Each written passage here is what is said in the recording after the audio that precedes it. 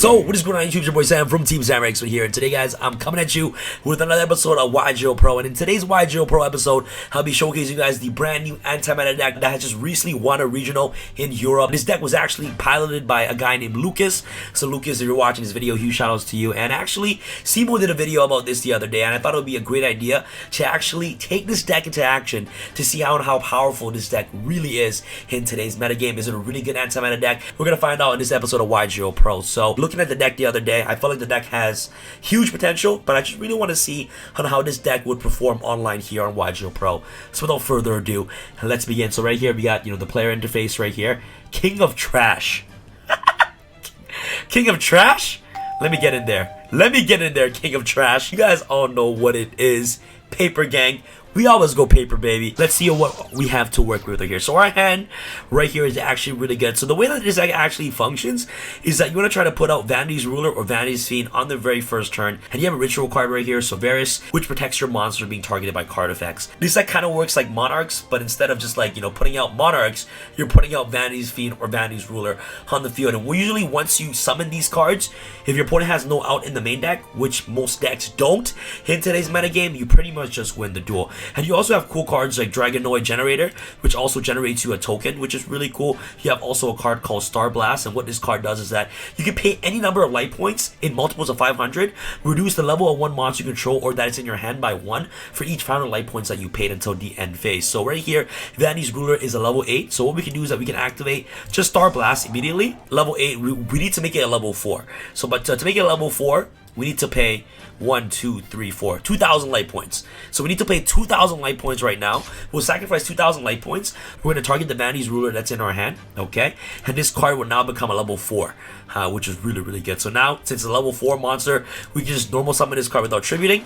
So depending on the matchup that we are facing against right now, Vanity's Ruler can just win you the game automatically, especially against decks like Orcus, Salaman Greats, and even decks like Thunder Dragons as well, right? So if he has no outs to this card, we're pretty much just going to keep poking him for 2,500 damage, which is really good. And now also next turn as well, we can also use cards like Dragonoid Generator. What this card does is that you can activate this card by paying 1,000 life points. It basically rematch?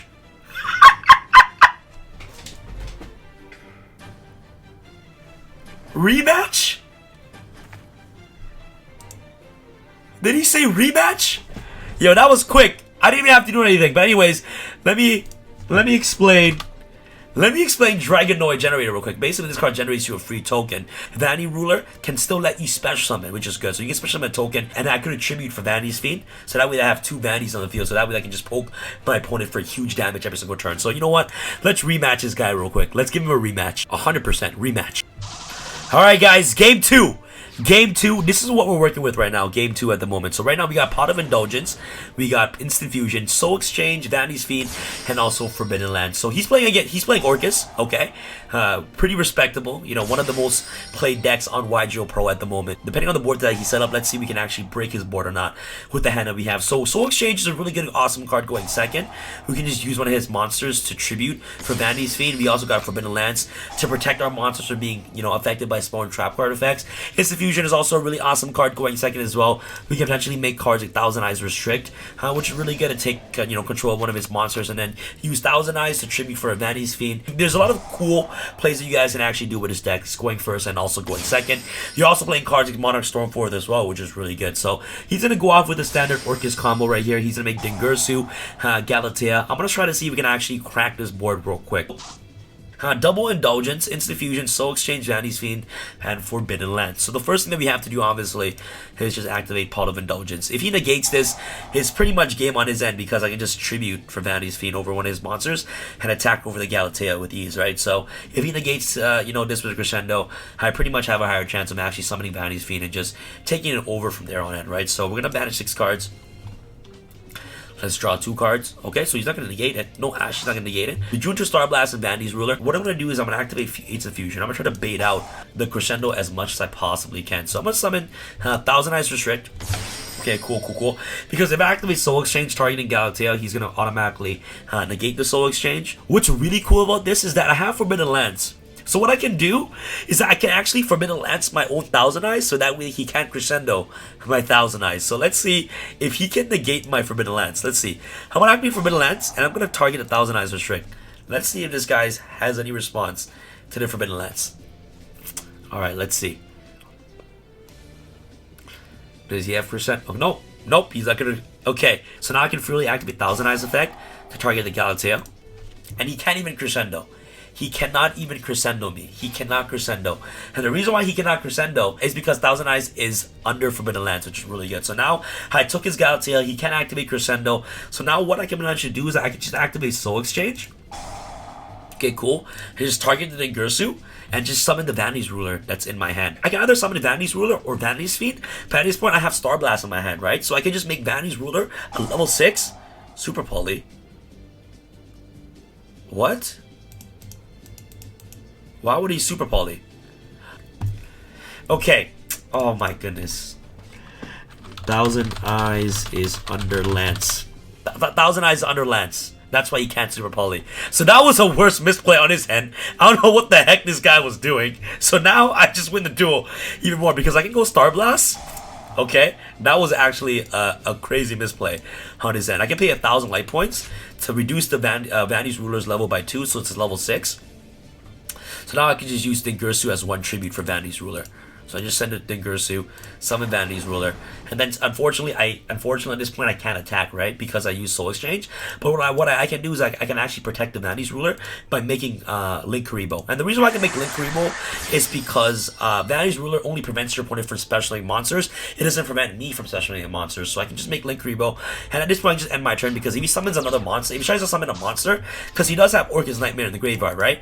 I can use Link Karibo to make that monster 0, so Orchid's Nightmare doesn't even matter at that point, right? So now I pretty much just win the duel. Oh, okay, I have Dragonoid Generator as well. At this point I can just go Pot of Indulgence. Okay, banish 6 cards from my extra deck. Okay, to draw 2 cards. Okay, cool. I drew Stormforth and the Soravis again right here. This card will also protect my Vanity's Ruler from being targeted by card effects, you know, from dangers if he's playing any dangers or things like that. So I can just go Dragonoid Generator. Okay, cool. Pay 1,000 light points. Special summon a token. Okay, I can special summon a token. Okay, cool. Special summon a token. Awesome. And then I can even... Oh, okay, no. I can... Oh, okay, no. If I tribute summon for Vanity's Fiend, I can't bring back Link Karibo. Oh, is all my Link Karibo banished? Yeah, all my Link Karibos are gone anyway, so I can just tribute this for the Vanity's Fiend. And I pretty much like have a full complete stun lockdown at this point. I have a full entire lockdown at this point. If you are not prepared for this deck can actually potentially be a huge problem in today's metagame right now. Like I'm telling you guys right now, there's not a lot of decks that plays removal like Raigeki or Dark Hole. You know, decks should definitely be playing Dark Ruler No More in the side deck. Dark Ruler No More can definitely destroy this board going second, so that's a card that you should definitely consider 100,000% when playing against this deck.